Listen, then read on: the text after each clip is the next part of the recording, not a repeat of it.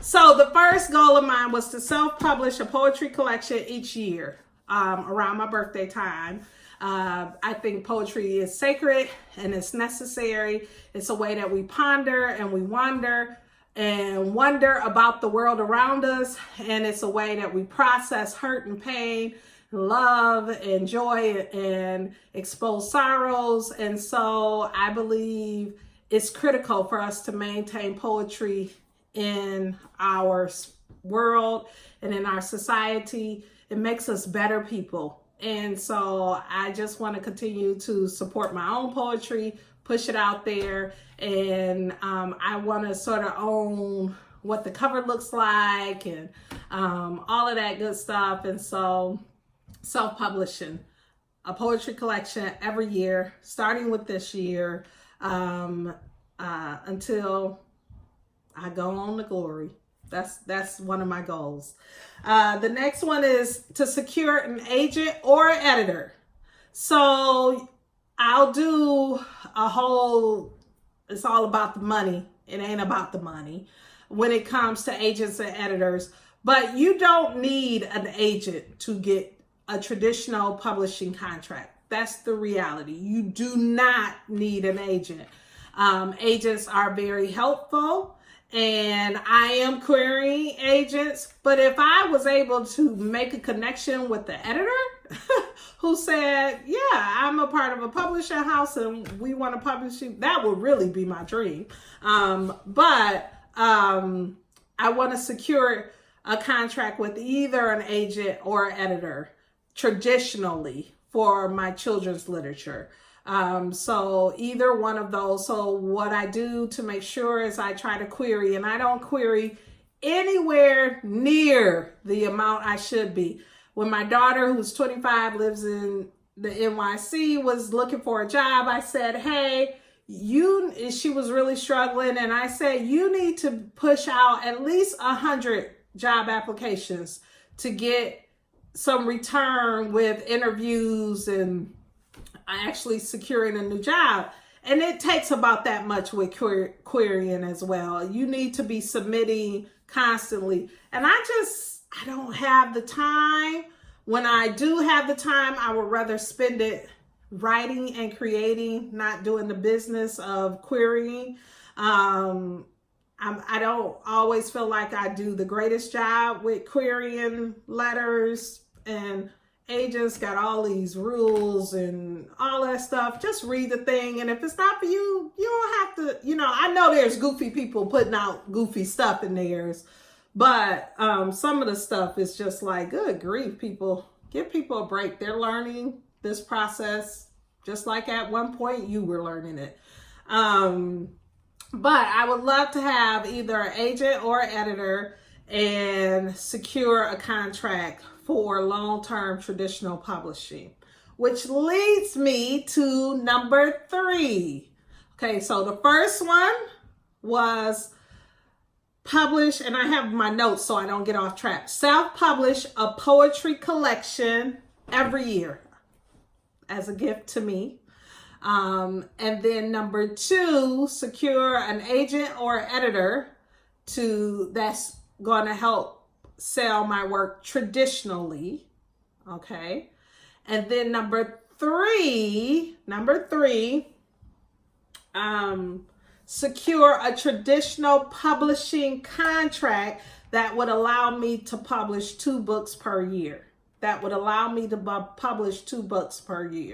So I hinted around in my last video that I'll tell you a little bit about how I'm getting to know myself as a writer and what I can produce as a writer. And right now, I'm able to produce a book about every 6 months. That's with building in all the times I'm exhausted and tired and just slacking.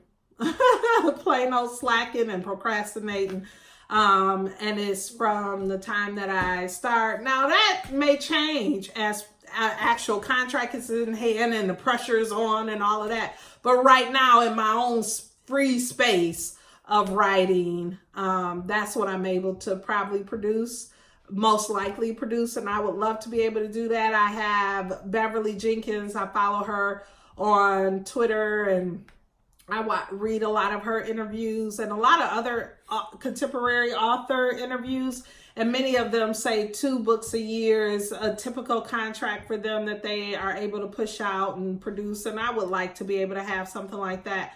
I am not, maybe if I went real literary, it would take me so much more. But right now, in my YA middle grade novels, it takes a good 6 months for me to complete all the way through. So 2 books a year seems reasonable to me. And I would love that. And that is mainly because I'm trying to hit a certain level, a certain trajectory in my career as a writer so that I can do number 4 of my goal, which is retire in 5 years from my day job, day career, to write full time. Okay. And so in my mind, when I mesh all of the numbers, 2 books a year over the next course of 5 years would probably put me in a place or in a space where I could retire in 5 years. I'll tell you, I have been working for someone since I was 14. I got my very first job when I was 11.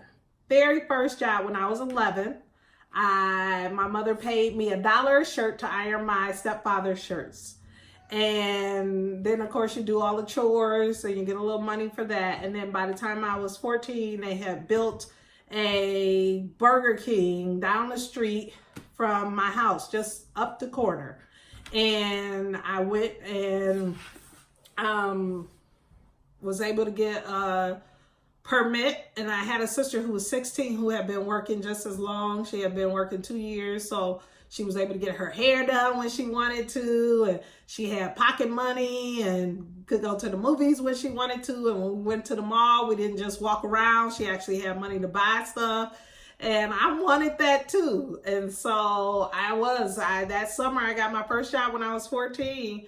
And times have changed because I have a 13-year-old, a 15-year-old, and a 19-year-old who have never worked, and they probably won't work because they're athletes and they play year-round, and we support them in that. Oh, Lord, times have changed.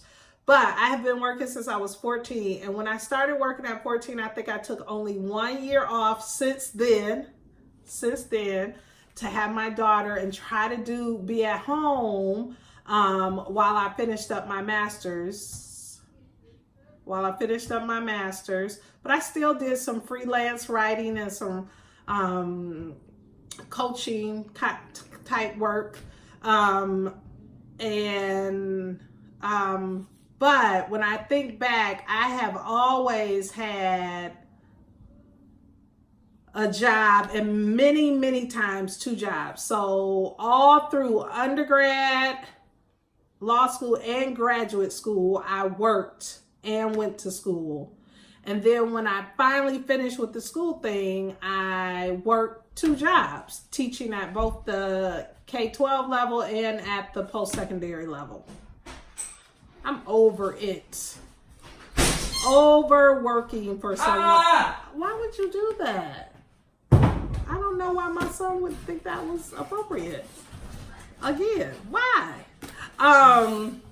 So yeah, I'm overworking for someone else, and I would like to spend the latter years of my career working for me, pushing, writing, selling books, and taking care of my babies, free and clear of a schedule.